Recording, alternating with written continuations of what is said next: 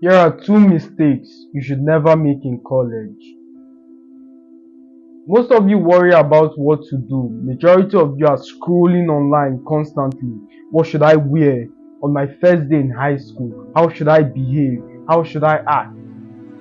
But what you do not do is as equally as important as what you do. Because if you focus on one side, neglecting the other, all your actions and decades of hard work would cancel out. It's like joining positive and negative wires together. It causes a massive explosion. It's the same thing with both your goals and across all stratas of life. But we are talking about mistakes never to commit in high school. The first one is, do not judge people by their appearance. This one is very difficult for most people because it's subconscious. I'll give you an example. Years ago in college, this guy came up to me. Immediately he tapped. What's this peasant trying to do? I said to myself, hey bro, I heard you're very good at FIFA. I would like to compete against you. Size him up and down. Alright, there's a GameStop just around the corner of the street, and I have 20 to 30 minutes. So if you're ready, let's stop by. Gaming is one of my bad habits, although I see it as a distraction now, but I still play it. For those of you who have no idea of what a game store is, here in Nigeria, or this part of the country, we have no access to lines of credit, so you foreigners might not understand the concept. But it's basically individuals putting their console in some kind of shop and charging people to play per match. Some people will go further to make the payments by time. So for those of us who like to spend hours on formation plan, it's to our detriment. Once the allocated time goes off, the TV goes along with it, disrupting every single thing you've accomplished. So in this case, the guy I recommended was on a per match basis, so more from me. Anyways, we arrived there. I make my intentions clear to the owner. About to start. Why don't we make this more challenging? What do you propose? Whoever loses will pay for the match. What do you say? Alright, deal. We played the first match. He lost 10-1. The second match, 5-0. The third match, 10-0. At the fourth match, his spirit was broken at the time. He had no more resolve to play. He just entirely gave up. Alright, time to pay up, the owner said. I guess you guys are done here. Something remarkable happened. The guy had zero money in him. So his intention was not to lose. But guess what? I surprised him. So he lost the game. He had to pay. The owner getting upset now. Where's my money, you guys? I knew I shouldn't have let you in. Calm down. The guy began phoning various people to come to his aid. What I would have done in that situation is to pay the bill, because I had enough cash on me, is to pay the bill, show him that I'm superior, by extension, establishing a relationship. But my thought was, why would I want to establish a relationship with this peasant? Anyways, I left him there. The next day at school, I met him. How were you able to get out? Yeah, this person called. He explained the story, and for sure. Fast forward 4 years later, I forget where I was strolling towards. Someone tapped me from behind and said, I turned. Could you give me the direction to the nearest coffee shop? Said a tiny lady. Alright, go here, turn right. You'll see a big signboard that identifies coffee shop. Thank you. Continued my journey. Then some black Mercedes parks beside me, kept honking, honking and honking repeatedly, signaling me to look in that direction. But I refused to be called that way, like some slut. Kept on going. By now I could hear the engine revving from behind. It seems this mystery Mercedes decided to reverse to chase me. So parked by my side, the window comes down, and it's that guy from 4 years ago. Surprised now. Hello bro, what's up? We exchange pleasantries, go at it back and forth for the next 5 minutes. Now, it was very obvious he wanted to show me that he's now successful and things have changed. But the point I'm trying to put across now is I couldn't ask him, is there a way I can give you value, or what are you doing? Put me on this. How can we make money together? None of that, because I have humiliated him in the past and he's very aware of that. So I lost thousands of dollars in opportunities because of this one mistake. If you're sitting here and you're trying to be self-righteous by saying, oh, this message is not for me, or I do not look down on people, my friend, you are highly deluded, and I recommend you listen to this teaching twice, even thrice, because you are in the midst of deception. The problem about belief system is 90% of it is subconscious. So you execute these belief systems unconsciously. Some of you would say, I hate short girls. How many times have you deliberately rejected a short girl? You do it unconsciously. So by extension, you've never had anything to do with short ladies.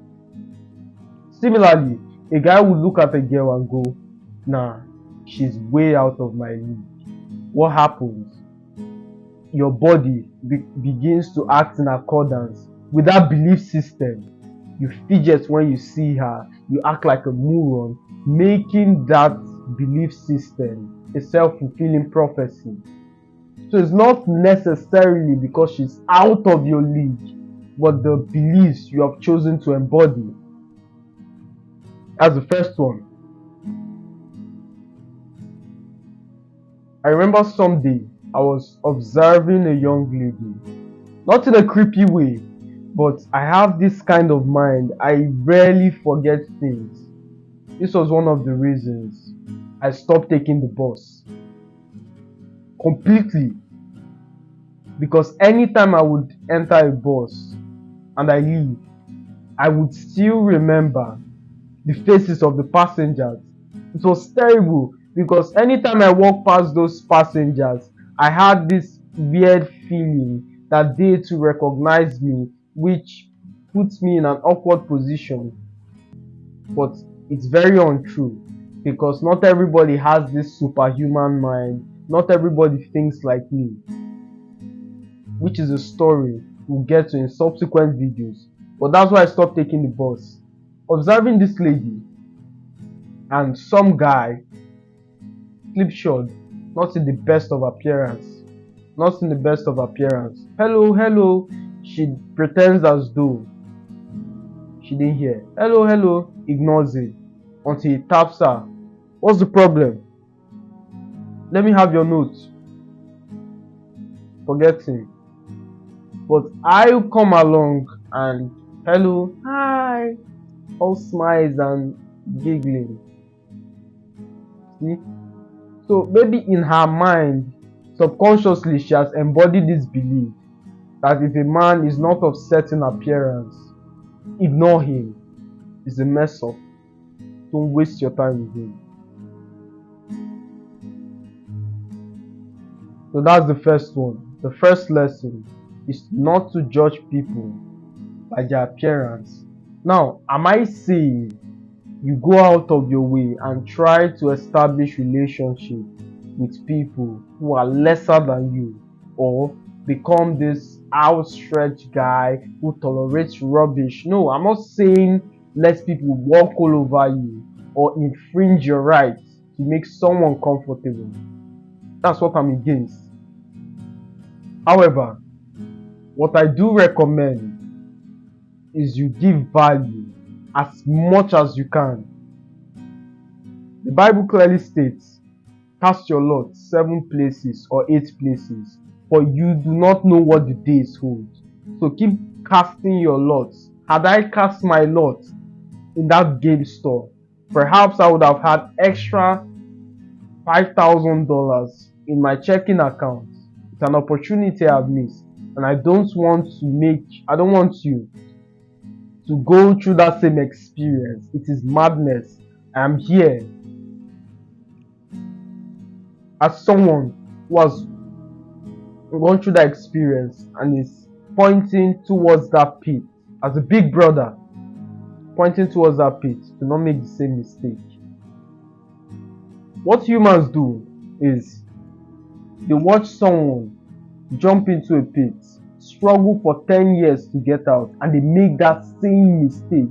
How dumb it is you who is twice as unwise because someone has failed for you. So why are you going through that experience? For a story?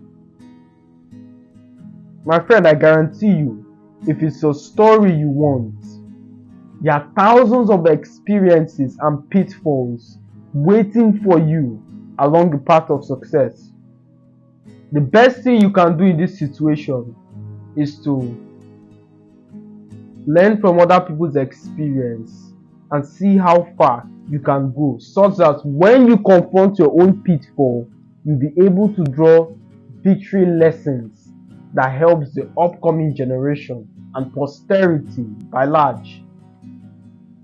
So that's the first one. Do not judge people by their appearance. The second one we'll look at is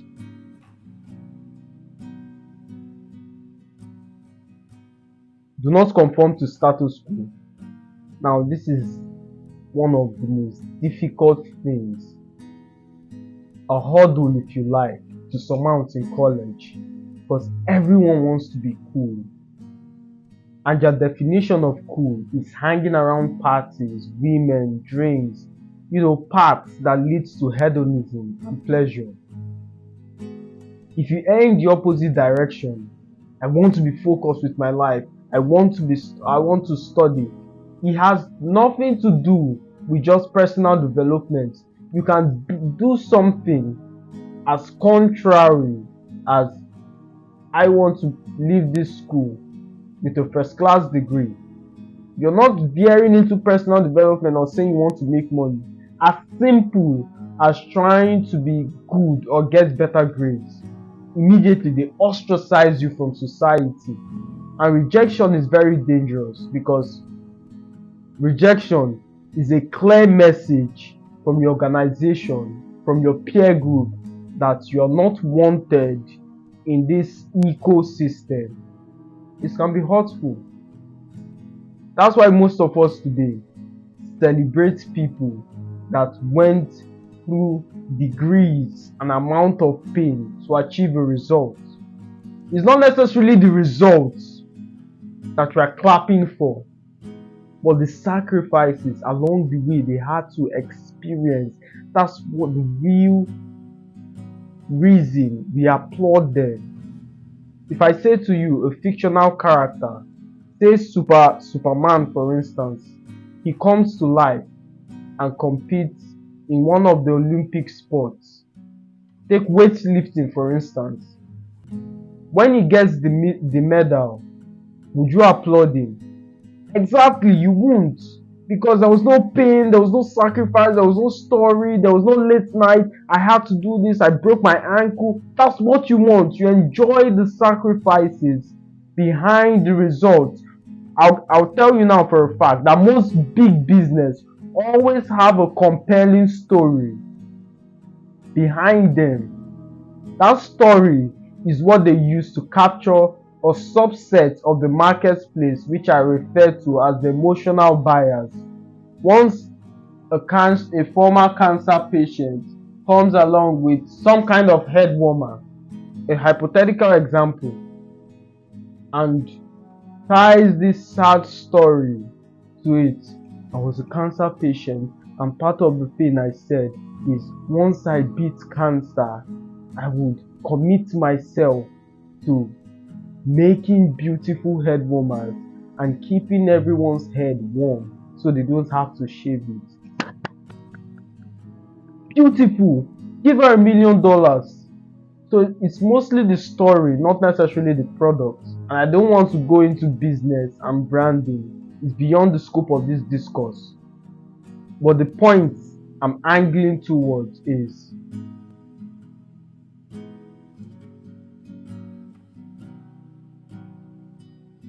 don't conform to status quo. Yes, it might be difficult, but it's that difficulty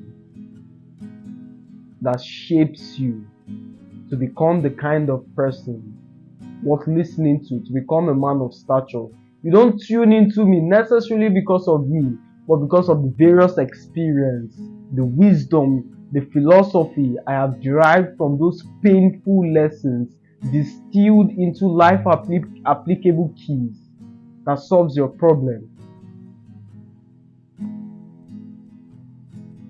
So don't avoid pain, don't avoid struggle. Many of you refrain from doing difficult things, refrain from going towards the odd path, not because you don't sustain the idea of the rewards, but you are scared of ostracism. You are scared of being ostracized from your peer group. Many of you have started some kind of business, but you refrain from sharing it, especially to your classmates, especially to your group of friends, because you're scared that they will laugh at you. So you keep it under the hood. You are living this kind of dual personality, a dual life. When you're home, you're this stoic, hardworking human being. When you get to school, you are the party animal. You're the one instigating for the approaches and the clubs and the next party. If you're doing it solely as a business or in a way to escape the programming of this world and escape the system, it's understandable. But as a customer of that outlet, it's totally unacceptable. Any NSC fan, I would be ashamed if I find you on that end of the spectrum. It's disgusting. It means hours and hours when I clock in and try to hype you up, try to motivate you, try to give you wisdom. It was all for nothing. All for nothing. Don't let my sacrifices be in vain. I tune in every single day, post content, regardless of what I'm doing. I have business meetings to attend. I have a lot of business plans to draft. I have financials to review. If I could tilt this camera and you see my desk is filled with heaps and heaps of financial statements, either to review from the management company or the XYZ software or my personal rental property. There are a lot of things to do, and I sacrifice my time to help empower you to become the kind of individual that does amazing things. So the greatest thank you will give me is not to post shit on my comments. Of course, you are sincere and you really got value such that you were inspired enough to let me know. And I appreciate it. I'm happy to see that I'm a positive impact on the world at large. But what I want from you is real changes. Most of you see me on the street and you walk up and be like, yo, you changed my life and etc. etc. etc. Some of you are sincere, but most of you are liars. Nothing about you has changed. And I'm not judging by your physical appearance. I've learned my lesson. Very introspective individual. But there's an energy of disgust around you. You're not confident in yourself. You feel guilty while saying it. The only reason you came up to me was for validation. You were not expecting to see me. So you used that sentence as an entry point into a conversation. It's invariably not the posture to adopt. I would always know. Tired of you guys. Tired. You know what? That's going to be it for today. The first is, do not judge people by their appearance. The second, do not conform to the status quo. Those are the 2 points we made in this video. And as always, my friend, it's a pleasure speaking to you. See you in the next one.